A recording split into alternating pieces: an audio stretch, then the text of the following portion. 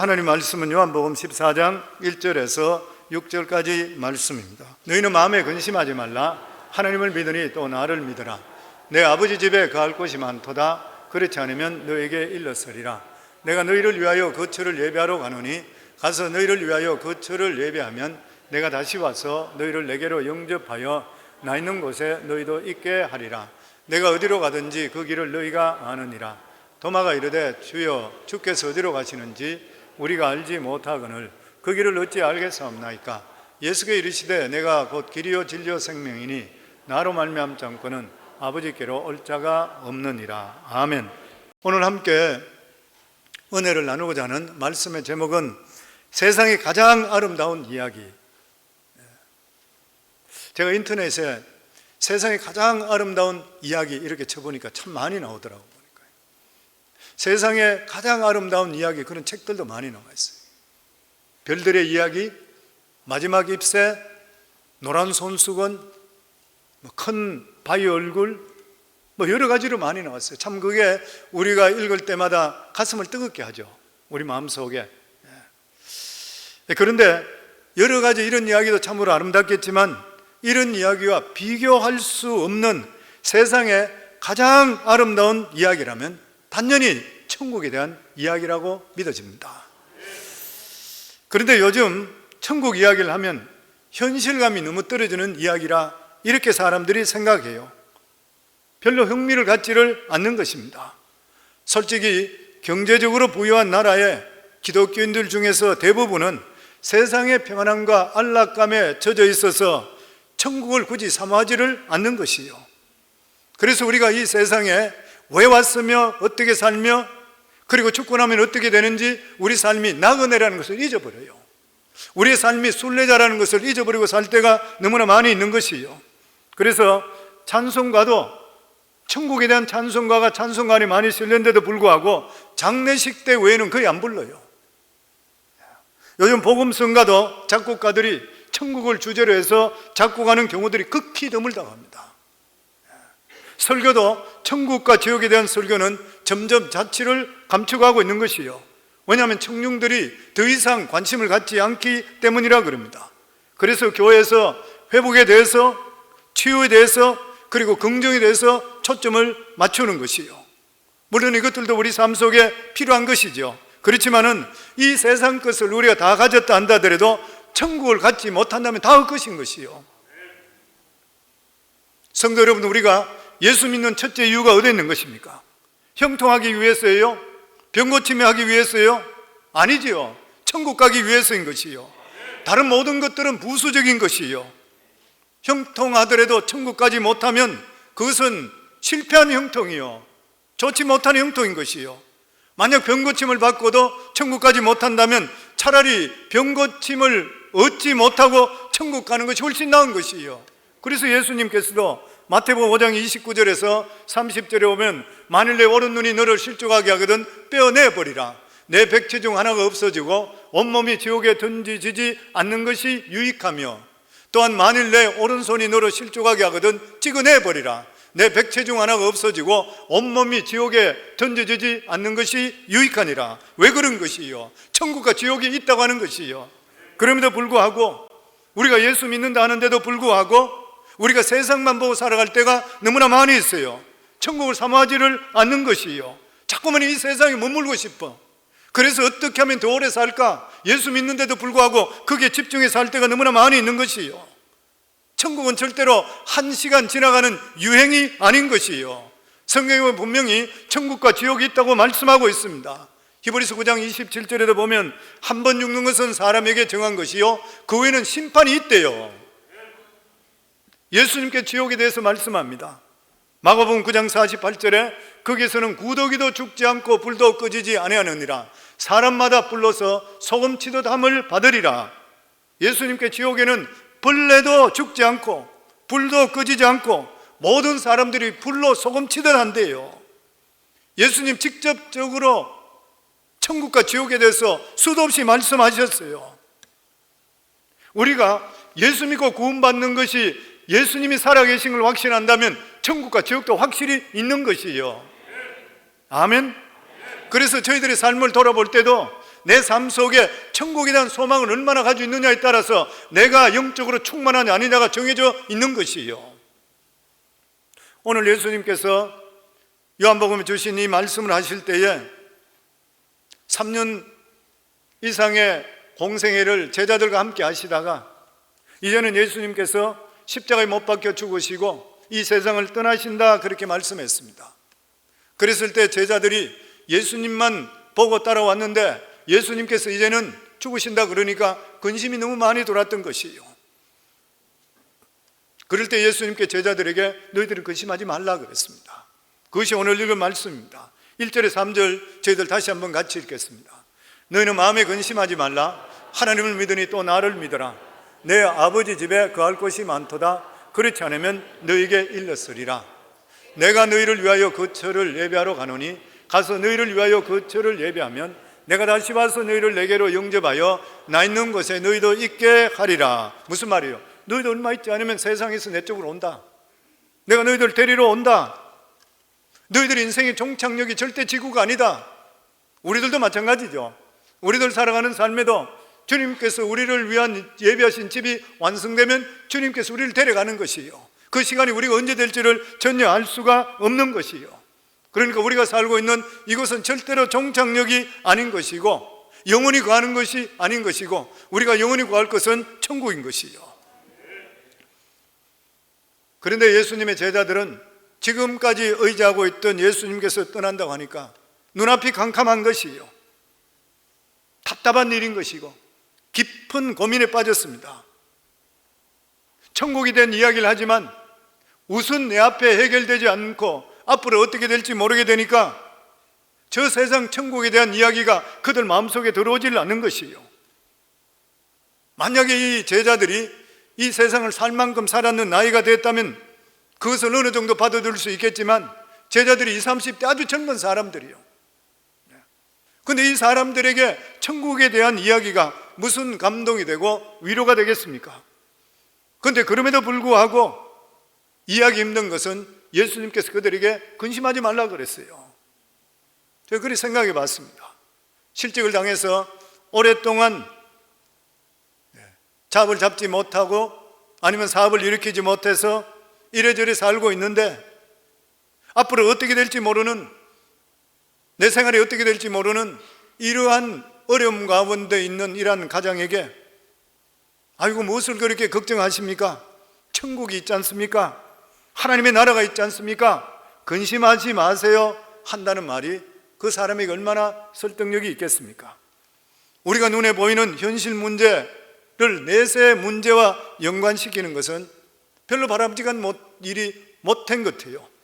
현실 문제는 먹고 사는 문제, 앞으로 살아가는 것 현실적으로 해결될 수 있어야 된다는 것이 우리 기본적인 생각인 것이에요. 그러나 우리가 착각하지 말아야 될 것이 뭐냐면 기독교는 현실의 고통을 잊도록 하기 위해서 천국의 환각제를 주사하는 것이 결코 아니고 도피 종교가 절대 아니라고 하는 것이에요. 그러면 왜 주님께서 근심 속에 있는 이 제자들에게 저 세상 천국에 대한 이야기를 하셨겠습니까? 그 첫 번째가 이 세상에 들을 수 있는 이야기 중에 천국 이야기만큼 좋은 이야기가 없기 때문인 것이에요. 천국 이야기를 듣게 되면 예수 믿고 구원받은 하나님의 자녀들하면 가슴 속에 있는 염려, 걱정 이런 것들이 사기져 버릴 그런 마음이 우리 속에 오게 되어 있는 것이에요. 만약에 천국에 대한 이야기를 듣는데도 불구하고 나에게 전혀 반응이 없다면 내가 문제예요. 사실 천국 이야기만큼 더 좋은 것은 없는 것입니다. 왜냐하면 천국이 구원 자체이기 때문인 것이에요. 나는 구원받기 원합니다 말할 때에 천국을 염두에 두고 있잖아요. 이것을 바꾸어 말한다면 나는 천국에 들어가기 원합니다 하는 것이에요. 예수님께 말씀하시는 아버지 집이 우리가 들어가야 될 고향인 것이에요. 그렇기 때문에 천국은 우리가 이 세상에 안고 씨름하고 있는 모든 문제에 대한 완전한 해답인 것입니다. 천국은 우리가 이 세상에 믿음 때문에 입고 있는 손해, 원통함, 분함 모든 것에 대해서 완전히 충족한 보상을 해주는 장소가 바로 천국인 것이에요. 그날에 가면 우리 마음속에 응어리졌던 모든 것들이 다 풀어지게 되어 있는 것입니다. 왜냐하면 하나님께서 엄청난 것으로 우리들에게 보상해 주기 때문인 것입니다. 그래서 천국은 우리가 바라고 꿈꾸는 것의 최고 행복의 장소가 되는 것이요. 왜냐하면 천국 가면 이 세상에서 당한 모든 고통의 원인을 완전히 제거하기 때문인 것입니다.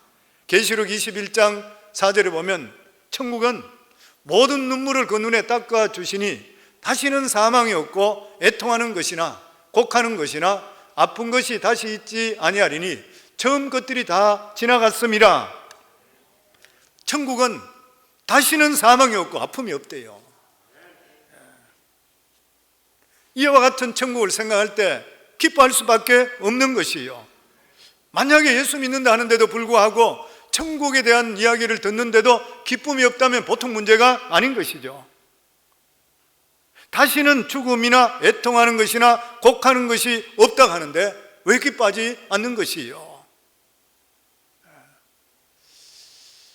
사랑하는 사람이 죽어서 가슴을 치고 울어본 적이 있습니까?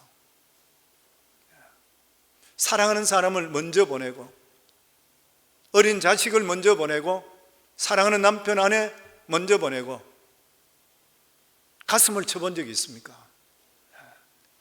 밤잠을 설쳐가며 통증으로 실험해 본 적이 있습니까?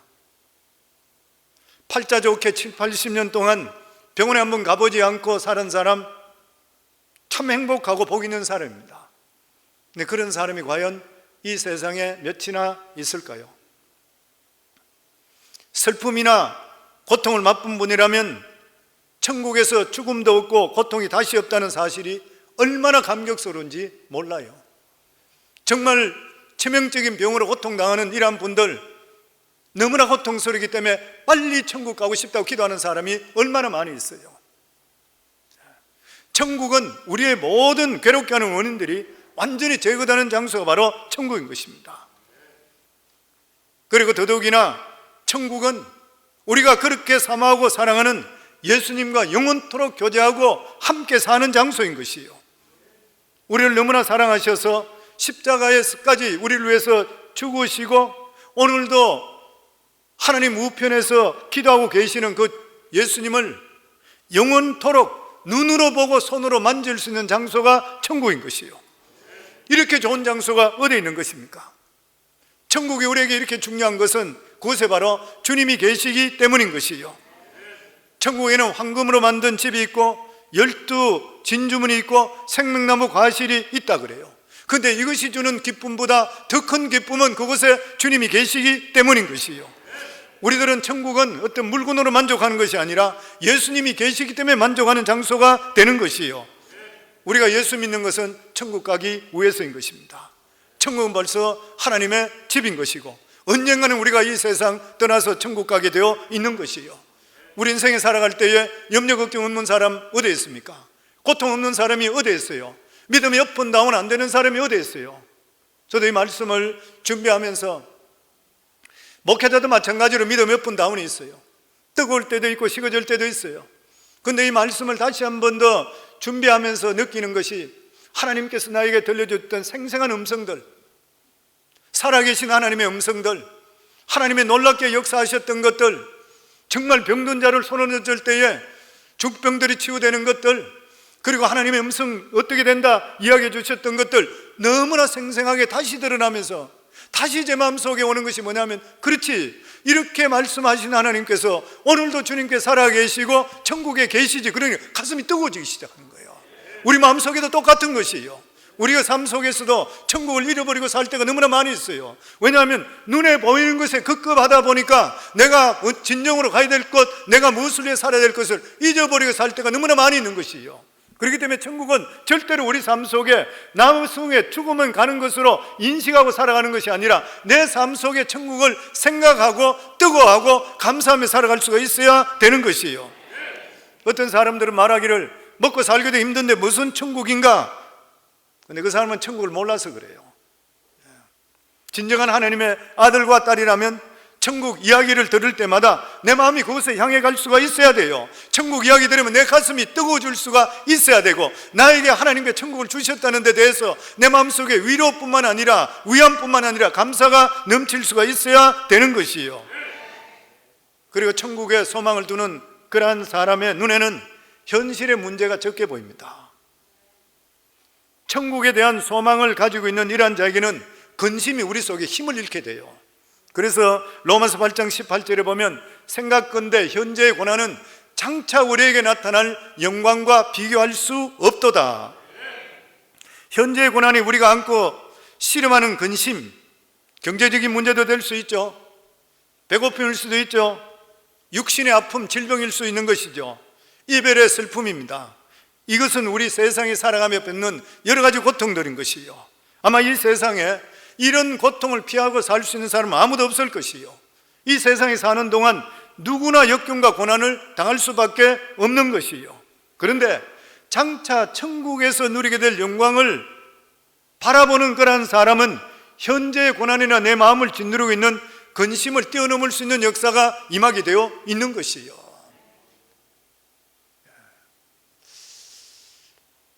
극한 상황 속에서도, 극한 슬픔 속에서도 우리가 잘 알고 있는 이야기, 둘로스선에 일어났던 그러한 이야기. 둘로스란 선교선이 있었잖아요. 지금은 너무 오래돼서 폐선이 되었습니다. 350여 명의 선교사를 태우고 전 세계 항구마다 다니면서 거기서 내려서 복음을 전가하던 그 장소들, 그 배들. 그 배가 어느 토요일 날 필리핀 잠보안가에 있는 곳에서 선교사단에서 전도 집회를 할 때에 회교도 청년 하나가 수류탄을 들고 가서 던져버렸다 그러죠. 그래서 그 중에서 2명이 적사해 버렸습니다. 그리고 32명이 부상을 입었던 사건. 죽은 선교사는 18살의 소피아 스웨덴 출신, 그리고 캐렌이라고 하는 뉴질랜드에서 온 19세 소녀였습니다. 그런데 자기 자녀들이 죽었다는 이 소식을 들었던 부모님이 배에다가 전보를 쳤습니다. 뭐라고 쳤는지 아십니까? 거기 내용이 뭐냐면, 우리는 이 비참한 일에 잘 대처하고 있습니다. 더 열심히 복음을 전하는 일을 계속하시기 바랍니다. 어찌 자식을 잃어버린, 꽃다운 그 자녀들을 잃어버린 그 부모가 이렇게 대범할 수 있습니까? 이유는 간단한 것이요. 사랑하는 딸이 피지도 못하고 고난당하고 죽었지만 장차 주님이 나타나실 때 주님께 주시는 그 영광에 비교한다면 아무것도 아니라는 것을 알았기 때문인 것입니다. 그래서 성도님들, 장례식에서 사랑하는 사람을 잃어버린 사람에게, 자녀를 잃어버리고 아내나 남편을 잃어버리고 가까운 사람 잃어버리고 슬퍼하는 사람들에게 세상에 무슨 말로 위로가 되겠습니까? 위로가 될 수가 없어요. 그런데 성령께서 하나님의 말씀을 통해서 위로하실 때는 셈을 얻게 돼요. 참 신비로운 일이 일어나요. 왜 그러냐면 천국에 대한 소망을 가진 사람은 뛰어넘게 되어 있는 것이에요. 우리 삶 속에 아무리 고통이나 어려움이 있다 하더라도 성도님들, 우리가 사는 이 세상은 지나가는 세상입니다. 언젠가는 이걸 지나가고 주님 앞에 서게 되어 있다고 하는 것이에요. 그래서 믿음의 사람들은 담대하셔야 돼요. 그리고 염려 걱정 주님께 맡길 수가 있으셔야 돼요. 그래서 초대교회 때 얼마나 많은 사람들이 고통을 당했습니까? 수많은 사람들이 화형당하고 짐승에게 뜯겨 죽고 예수 믿는 것 때문에. 그런데 초대교회 문서에는 보면 교인들의 이름 앞에 붙는 것이 있습니다. 별칭이 티테디오스예요. 티테디오스라 붙는 것이에요. 바울이라 그러면 티테디오스 바울, 디모데면 티테디오스 디모데. 티테디오스란 뜻이 뭐냐면 나는 결코 염려하지 않는다, 나는 결코 두려워하지 않는다는 거예요. 이것은 천국에 대한 소망을 갖지 않고는 할 수가 없는 것이에요. 그러니까 티테디오스 누구? 티테디오스 임영우. 그러면은 나는 근심이나 염려에서 해방된 자다. 예수님 때문에. 아멘. 예수 믿는 사람과 믿지 않는 사람이 똑같은 문제에 직면했을 때 반응하는 태도는 완전히 다른 것이죠. 믿지 않는 사람은 가난하면 한숨 쉬고 불평하지만, 믿는 사람은 가난하더라도 보리그릇 하나만 가지고 있더라도 하나님께 감사기도 할 수 있는 것이고, 불치의 병이 있는데도 불구하고 하나님께 감사할 수 있는 것이요, 하나님께 베풀어 주신 은혜를 생각한다면 항상 우리 삶 속에 감사가 넘치게 되어 있는 것이고, 주님께서 나와 함께 하신다는 만큼 더 기쁜 일은 우리 삶 속에 없는 것이요. 그렇다면 천국은 어디에 있습니까? 천국은 실제적인 장소입니다. 천국은 실제적인 장소예요. 유대인들은 하늘을 3,000층 개념을 가지고 있었습니다. 하늘을 히브리어로 쉐마엠이라 하는데 복수로 되어 있어요. 하늘들이라 되어 있어요. 유대인들 마음속에는 하늘이 3층으로 돼요. 3,000층. 첫 번째는 대기층, 새들이 나르고 공기가 있고 수증기가 있는, 그리고 창세기 1장 20절에 나오는 말씀이고, 두 번째 하늘은 별들의 세계인 우주층입니다. 창세기 1장 14절에 16절에 나오는 말씀이요. 그리고 세 번째 하늘이 바로 천국, 그리고 영적의 하늘인 것을 알 수 있는 것이요. 첫째와 둘째는 시간과 공간을 이야기하는 하늘이라면, 셋째 하늘은 3차원을 뛰어넘어 4차원의 영적인 세계인 것이요. 바울은 이 3차 세 번째 하늘에 올라갔다 왔다고 말씀하고 있습니다. 셋째 하늘에는 천사와 먼저 간 성도들이 있어요. 그리고 하나님의 보좌가 있는 곳이요. 우리가 천국 가게 되면 먼저 간 성도들, 먼저 간 친구들이 있어요. 저는 이 설교 준비하면서 내가 천국 가게 되면은 우리 만날 성도들이 참 많구나. 제가 우리 교회 사랑하는 성도들, 장례식들 치른 분들이 참 많아요. 젊은 분들도 먼저 떠나갔고 여러분들이 많아요. 설교 준비하면서 그 생각나요. 언젠가 이 세상을 우리도 떠난다 그러면 나는 천국 가면 이 성도들, 보고 싶은 성도들 만나겠구나, 그런 생각을 했어요. 사도 바울은 이 3,000층에 대해서 이렇게 경험에 대해 말씀했습니다. 고린도후서 12장 1절에서 2절입니다. 같이 읽습니다. 만일 무익하나마 내가 부덕불 자랑하노니, 같이 읽겠습니다. 주의 환상과 계시를 말하리라. 내가 그리스도 안에 있는 한 사람을 아노니 그는 14년 전에 셋째 하늘에 이끌려 간 자라. 그가 몸 안에 있었는지 몸 밖에 있었는지 나는 모르거니와 하나님은 아시느니라. 바울은 고린도후서를 적기 14년 전에 셋째 하늘에 올라갔던 것이요. 근데 셋째 하늘에 올라가서 자기 체험이 뭐냐면 내 몸 전체로 갔는지 영혼이 갔는지 자기는 도저히 구별이 안 된대요.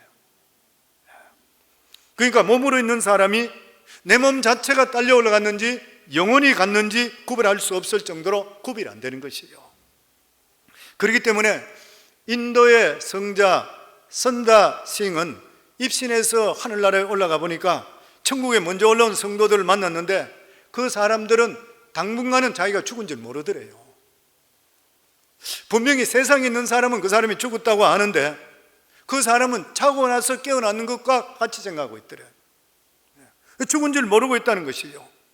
죽은 자가 죽음을 모르고 있는 것이요. 깊은 잠에 빠졌다가 일어났다 이래 생각하는 것이요. 그게 무슨 말인 것입니까? 죽음과 삶이 연속성이 있다는 거예요. 이거 성경에 나와 있는 예수님 말씀이잖아요. 누가복음 16장에 보면 부자와 나사로에 대한 말씀이 똑같이 나와 있잖아요. 부자와 나사로 죽었는데 부자는 죽어서 하나님을 오르기 때문에 음부에 있고, 그리고 나사로는 하나님을 경외하기에 아브라함의 품에 있는 것이에요. 서로 보고, 그리고 부자는 불 가운데 있기 때문에 너무 고통스러워서 나사로에게 손가락에 물을 찍어서 자기 입을 서늘하게 해달라. 그러니까 이 죽어 나서도 감각이 다 있고 느낌이 다 있고 다 기억하고 있는 것이에요. 연속이, 계속적으로 연속인 것이며, 바울도 똑같았습니다.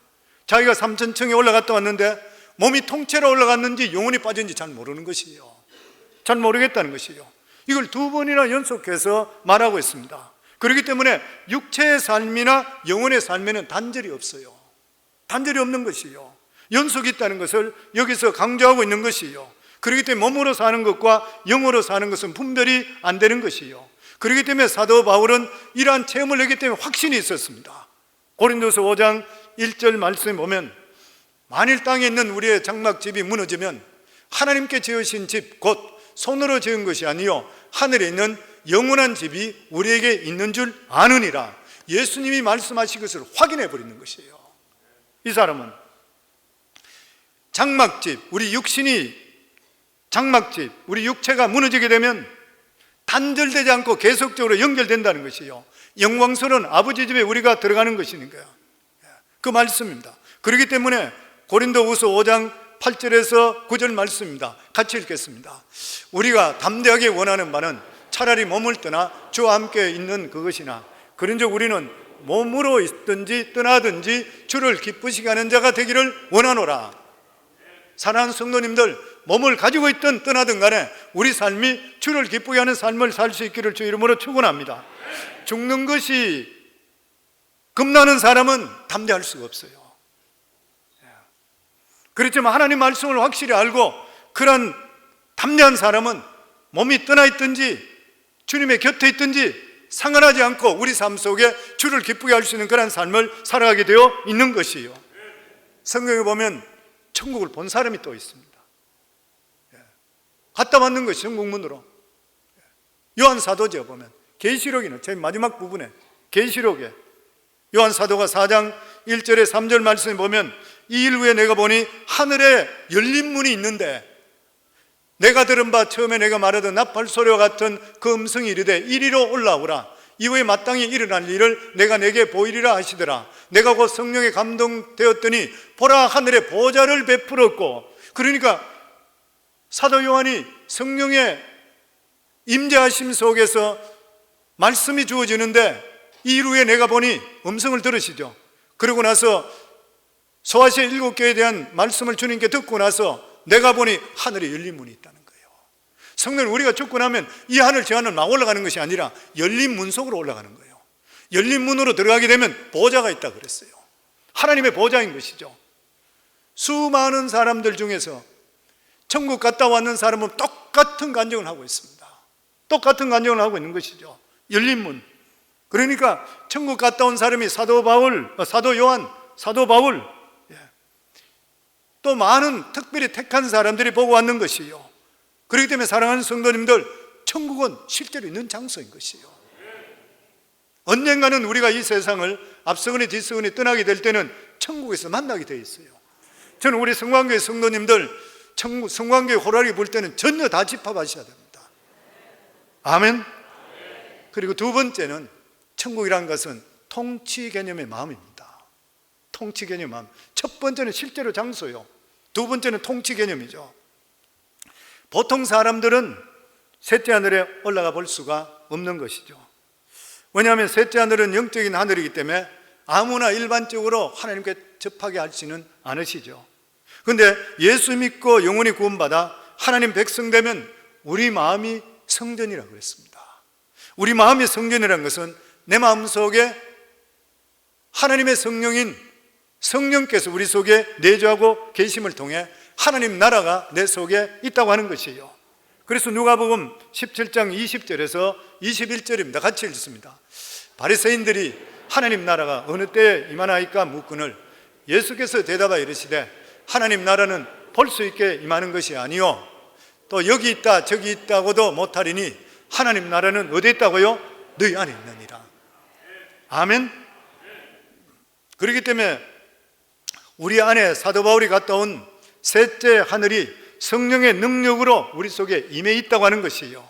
그래서 주기도문을 예수님께 가르쳐 주실 때도 나라에 임하옵시며 이렇게 말씀한 것은 예수 그리스도의 보혈의 공로로 말미암아 구원받은 하나님의 자녀들은 성령께서 우리 마음속에 내주하시는 것이에요. 그러니까 하나님의 영이신 성령이 우리 속에 내주하시는 거예요. 그러니까 하나님께서 우리 속에 계시는 것이에요. 그래서 예수를 구주로 모두 다 모시고 구원받은 자들은 예수 그리스도로 말미암아 성령께서 계시기 때문에 우리 속에 하나님 나라가 임하는 것입니다. 요한일서 4장 15절입니다. 같이 읽습니다. 누구든지 예수를 하나님의 아들이라 시인하면 하나님이 그의 안에 거하시고 그도 하나님 안에 거하느니라. 그래서 우리가 거룩하게 사셔야 돼요. 왜냐하면 성령께서 우리 속에 내주하기 때문에 우리가 성결하셔야 돼요.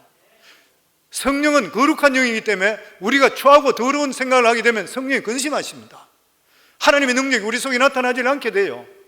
우리는 항상 삶이 성결할 수 있어야 되고 거룩한 생각을 할 때마다 성령의 강력한 역사가 임하게 되어 있는 것이요. 고린도서 3장 16절에 보면 너희는 너희가 하나님의 성전인 것과 하나님의 성령이 너희 안에 거하시는 것을 너희가 알지 못하느냐. 그래서 우리가 예수 그리스도를 주로 시인하게 될 때는 하나님도 아들도 성령도 삼위일체 하나님께서 우리 마음속에 보좌를 배설하고 계시는 것이에요. 그러니까 우리 마음이 바로 하나님 나라인 것입니다. 한국의 무디라고 불리는 목사님이 이승복 목사님입니다. 6.25 동란 때 공산당에 잡혀서 무시무시한 고문을 당했습니다. 그때 공산당 두목이 이승복 목사님을 취재하면서 당신 예수장인데 천국 봤냐? 천국이 어디 있느냐? 그렇게 물었습니다. 그랬을 때 이 목사님이 이렇게 대답했습니다. 천국은 여기 있다 저기 있다 못하리니 내 마음에 있습니다. 그러자 이 말을 들었던 이 공산당 두목이 천국이 네 마음에 있다는 것을 어떻게 아느냐? 증명해봐라. 내한테 보여라. 그때 이승봉 목사님은 이렇게 대답했습니다. 나는 이미 천국에 들어와 있기 때문에 나를 취조하는 당신을 미워하지 않습니다. 또한 나는 천국에 들어와 있기 때문에 죽어도 걱정이 없습니다. 평안합니다. 이것이 천국이 내 속에 들어와 있던 증거가 아닙니까?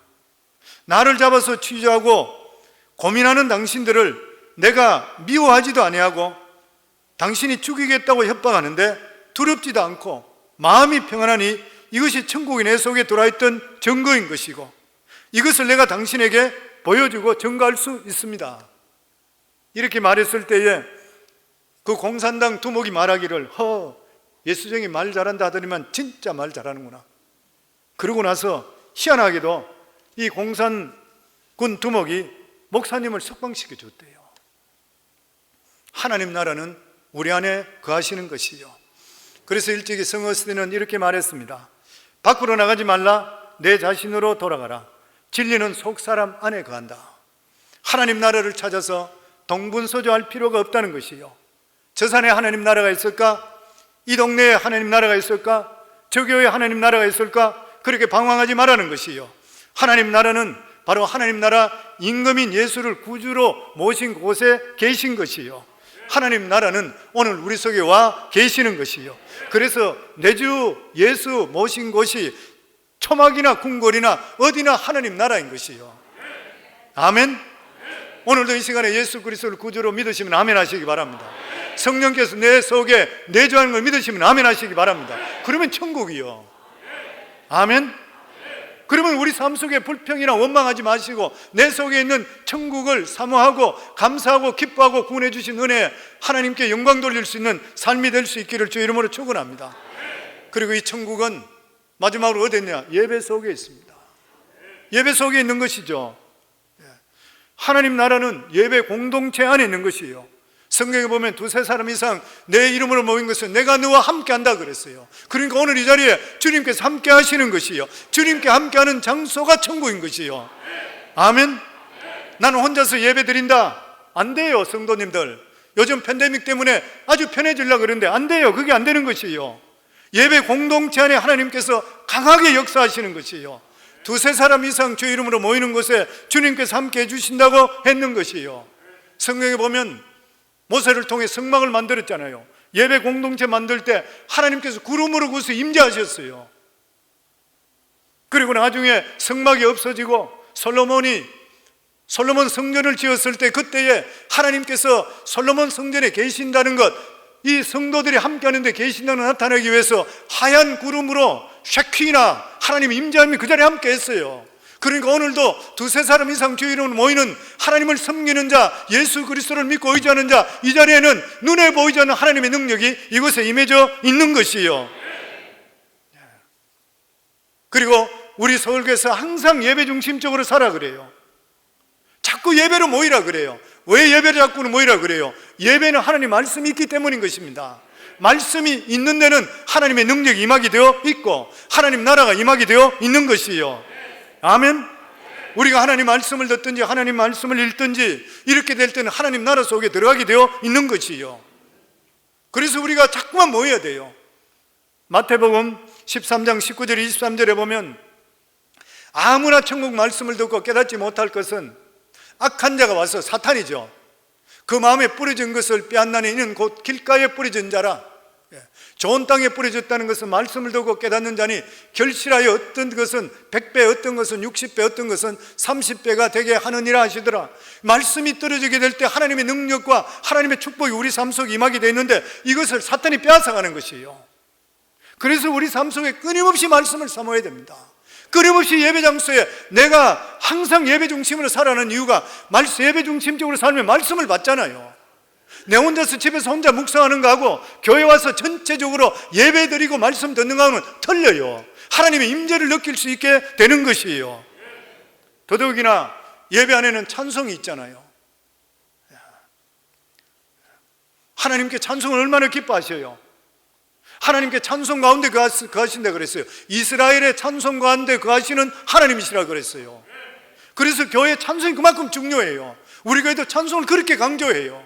왜냐하면 찬송할 때 악한 귀신이 떠나가잖아요. 왜냐하면 사울 왕이 귀신 들려 있을 때 다윗이 퉁소로 그리고 비파로 찬양하게 될 때에 악령이 떠나갔다 그랬어요. 오늘날도 하나님께 찬양하게 될 때는 귀신이 쫓겨가는 역사가 임하게 되어 있는 것이에요. 그래서 찬양이 살아있어야 예배가 살고, 예배가 살아있으면 우리 영혼이 살게 되어 있어요. 그러니까 예배 속에 하나님의 임재를 느낄 수 있으셔야 돼요. 그냥 와서 예배당에 내가 예배 드렸으니 간다, 이거 아니에요. 절대로 우리 삶 속에. 왜냐하면 말씀이 있고 찬양이 있으면 하나님의 기름 부음과 임재하심이 반드시 나타나게 되어 있는 것입니다. 인도 선교사로 갔던 스캇 목사님은 한 번도 복음을 들은 적이 없는 그런 원주민들이 있다는 이야기를 듣고 나서 그 사람들을 찾아 나섰습니다. 간단한 짐과 함께 바이올린을 챙겨서 갔어요. 이분이 바이올린 잘 키는 분이에요. 그런데 며칠에 거기서 도착했을 때에 그 원주민들이 대뜸 보자마자 창을 들이댔습니다. 그리고 전부 창을 들고 가서 포위해버렸습니다. 이분이 생각할 때 나는 죽는구나 이렇게 생각했어요. 이분에게 복음하면 정하지 못하고 내가 죽게 됐구나 그렇게 생각하고 너무 그들이 서서히 풀으니까 눈을 감았습니다. 그러고 나서 바이올린을 켜고 찬양이나 하면서 내 마지막 죽겠구나 이렇게 생각해요. 바이올린을 켜기 시작했어요. 바이올린 찬송가 36장이에요. 주 예수 이름 높이여 다 찬양하여라. 금면류관을 들여서 만유의 주 찬양. 이것을 그냥 바이올린 켜는 것이에요. 1절을 다 켜고 또다시 2절을 켜고 있는데도 조용한 것이에요. 그래서 자기는 키면서 두려움으로 이거 내가 어떻게 되지 않나 했는데 2절 키다가 눈을 떠서 보니까 사람들이 창을 다 내려놓고 눈물을 줄줄 흘리고 있더래요. 그래서 그곳에 복음이 들어갔다고 하는 것이에요. 성도님들, 찬양 속에 하나님이 임재하십니다. 찬양을 부르더라도 전심을 다해 찬양할 수 있기를 주 이름으로 축원합니다. 하나님의 능력이 임해서 귀신도 떠나가고 질병도 치유되는 역사가 말씀 가운데 찬양 가운데 임하게 되어 있는 것이에요. C.S. 루이스는 이런 말을 했습니다. 역사를 더듬어 볼 때 이 세상을 위해 가장 많이 일한 사람은 누구인가 천국을 가장 많이 생각한 그리스도인이라고 그랬어요. 로마 제국을 바뀐 사람이 누굽니까? 초대교회 교인들이었어요. 중세시대 때 누굽니까? 삶의 의미를 종교교육한 거룩한 성각자들이에요. 한국의 우상숭배에서 건져낸 자들이 누구인 것이요? 예수천당 하나님만 바라보던 믿음의 선배들인 것이요. 그러면서 그런 말을 했습니다. 오늘날 교회가 배가 불러서 천국을 더 이상 사모하지 않는다고 그랬어요. 배가 부르고 등 떠시니까 천국을 사모하지 않아요. 이 세상이 너무 좋은 것이에요. 그러면 그런 말을 했습니다. 교회가 천국을 향하면, 예수 믿는 사람이 천국을 사모하면 세상을 덤으로 얻을 것이라. 그러나 예수 믿는 사람이 세상을 향하게 되면 천국도 잃고 세상도 잃는다, 망한다는 것이죠. 마치 미국이 하나님을 찾게 될 때에 하나님도 갖게 되고 재물도 갖고 부경화도 갖게 됐는데 남미는 물질만 찾아가고 금만 찾아갔다가 하나님도 잃고 금 다 잃는 것과 똑같은 것이에요. 그래서 항상 우리의 살아가는 삶은 그의 나라와 그의 먼저 초점이 맞춰질 수가 있어야 되는 것이에요. 사랑하는 성도님들, 우리의 사는 삶이 어디로 왔다 어디로 가지 모르는 정체 없는 그런 삶이 결코 아니라 우리는 이 세상 잠시 있다 떠나는 순례자의 삶을 살아가고 있는 것이에요. 육신의 장막을 벗고 되면은 우리에게는 영원히 구할 천국이 기다리고 있는 것이에요. 천국에서 상급받을 일을 해야 돼요. 이 세상 것은 가져갈 것이 하나도 없는 것이요. 그리고 이러한 것들을 우리 예배 속에 천국을 느낄 수가 있어야 돼. 그래 우리 영혼이 살아날 수 있게 되는 것이요. 그런데 이러한 우리가 천국을 경험하기 위해서는 내가 길이요 진리요 생명 되신 예수 그리스도를 마음에 모시게 될 때 내 삶 속에 천국이 임하게 되어 있는 것이고 주님과 함께 동행할 수 있는 역사가 임하게 되어 있는 것이요. 그래서 내 마음 속에 항상 천국이 임할 수 있기를, 성령의 충만함이 항상 임하기를 주 이름으로 축원합니다. 그래서 언젠가는 우리가 이 세상을 떠나게 될 때에 천국 다 만나셔야 되잖아요. 그리고 천국을 우리가 사모하게 될 때에 세상에 가장 힘든 것, 슬픈 것도 뛰어넘게 되잖아요. 어려움도 뛰어넘게 되는 것이 그잖아요. 그리고 내 마음속에 소망이 생기잖아요. 내가 영적으로 다운되어 있다 하더라도 하나님께 나에게 베풀어진 은혜를 생각하시면 천국을 생각하게 되잖아요. 천국을 생각하게 될 때는 어려움을 뛰어넘을 수 있고 내 마음속에 성령께 주시는 기쁨이 충만하게 되어 있어요. 이 충만함으로 세상을 이길 수 있는 우리 성도님 다 되기를 주 이름으로 축원합니다.